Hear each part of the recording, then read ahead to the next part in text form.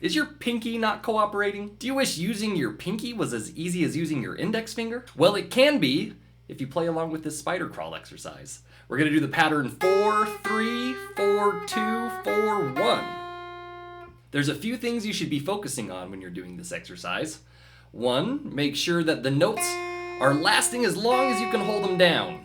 We don't want these short, choppy notes. We want to connect the notes if we can, so there's no space in between the notes. Easier said than done, but work on it. I would say the 2 biggest guitar crimes that you could commit while you're doing this would be pointing your thumb toward the wall. What that's going to do is it's going to bring your wrist up so that it's bending like this. Try and do this and wiggle your fingers. It's pretty difficult. Try and do this and wiggle your fingers. Much easier. So when you're trying to go fast with your fingers, you need your wrist bending this way. If you try and bend it this way, it's going to restrict all your tendons and it's going to make it harder to move them. So if you tilt your thumb toward the wall, that brings your wrist up, tightening your tendons, and then it's hard to stretch and you can't, reach the frets you want to. If it's pointing toward the ceiling, then your wrist is bending this way and you can move them really fast and you can stretch a lot more. I can't do that stretch if my wrist is bent like that. The other guitar crime would be over on this hand. I see a lot of my students resting their hand below the strings and then reaching up to the strings. They'll like lock their finger down here or curl it. And that makes it so, they're really accurate on these lower strings, but once they have to start going to the higher strings, they start missing them and they start playing the strings below the one they mean to, and that's because you're reaching from the bottom.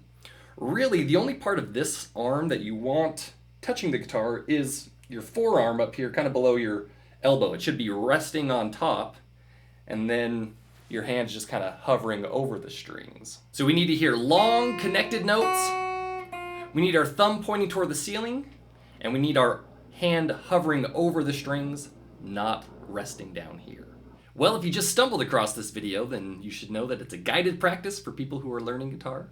So if you're learning guitar and need a little extra help, then go grab it, play along, and see if you can keep up.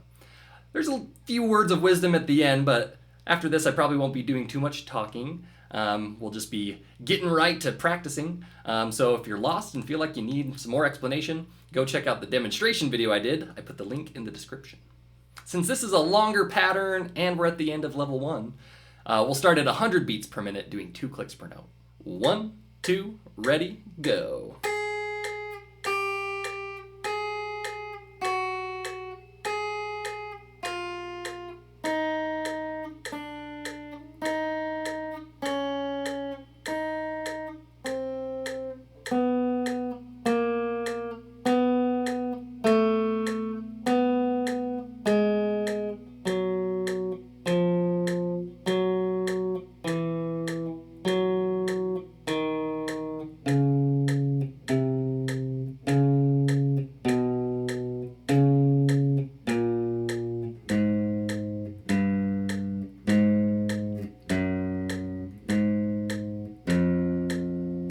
110 beats per minute. Ready, go.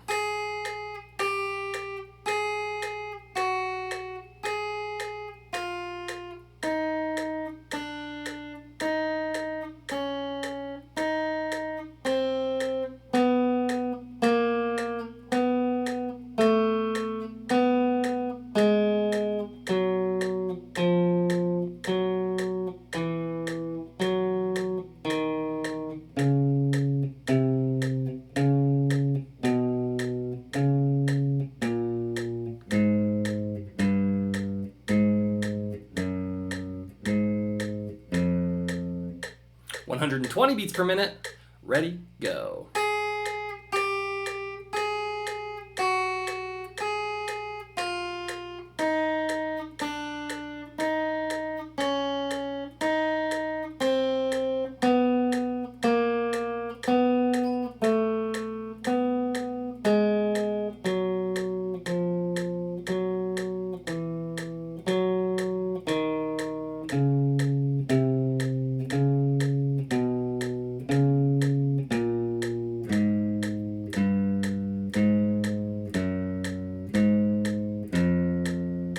'Alright, now we're going to go down to 60 beats per minute, but do 1 click per note.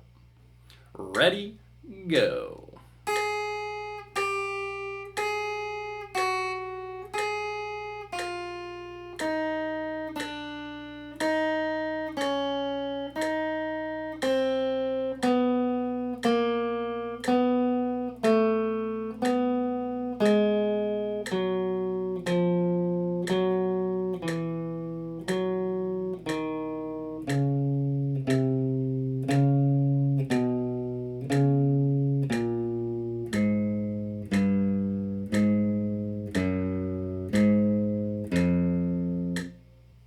70 beats per minute.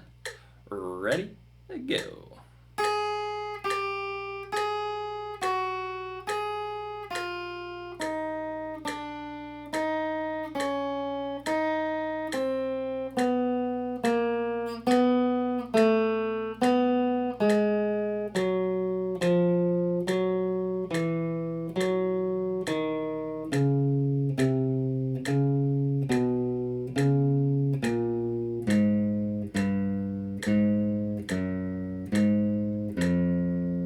80 beats per minute. Ready, go.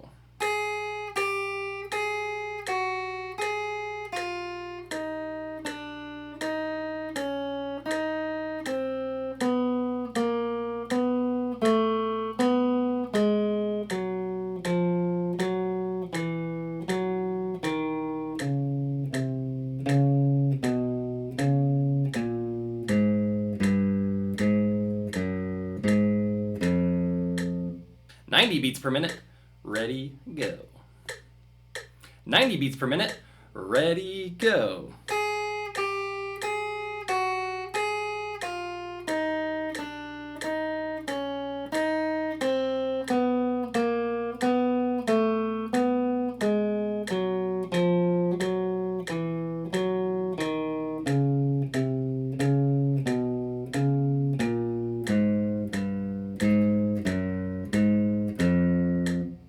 Just a few more. Here's 100 beats per minute. Ready, go.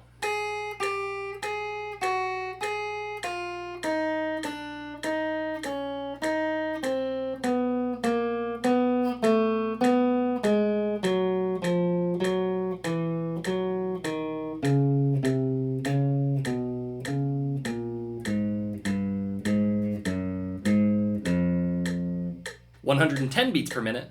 Ready, go.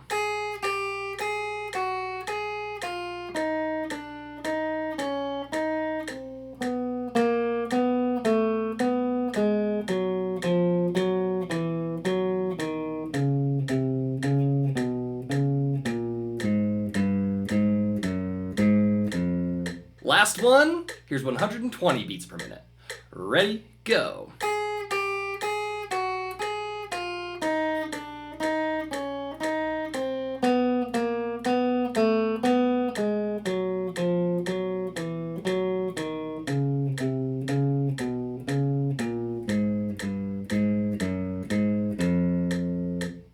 And there it is! You're now done with all the spider crawl exercises in level 1.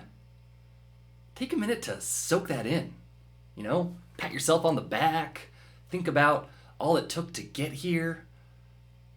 Milestones are being achieved. Well, now that we've woken up your fingers and you've got control over, your stubborn ones, we can start using those skills to learn scales and riffs. You're gonna wanna have really good control over your fingers before we do that. Otherwise, you're just going to get frustrated and it's not going to be very fun. That was the point of all this level 1 stuff.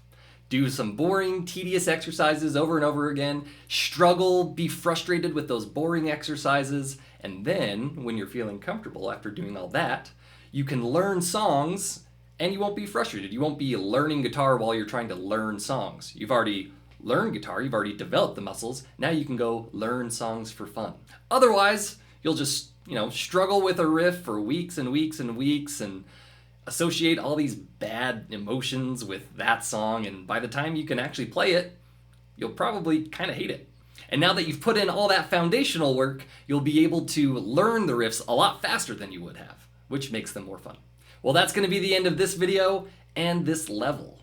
Congratulations again. So it turns out there's a bit of a science to getting on the good graces of the YouTube recommendation system, or the algorithm. Dun dun dun. Out of principle, I went into starting this channel not wanting to be one of those stereotypical YouTubers. But as time goes on, I start to realize that the reason they are the way they are is because the algorithm likes that kind of stuff. So, if you don't want to see me jeopardizing my moral character, then click whatever button down here you think might make the algorithm like me a little bit more. Otherwise, you're going to have to see me make that face. You know the one. Or if you have any questions or suggestions for the channel, then leave them in the comments. I'll respond right away.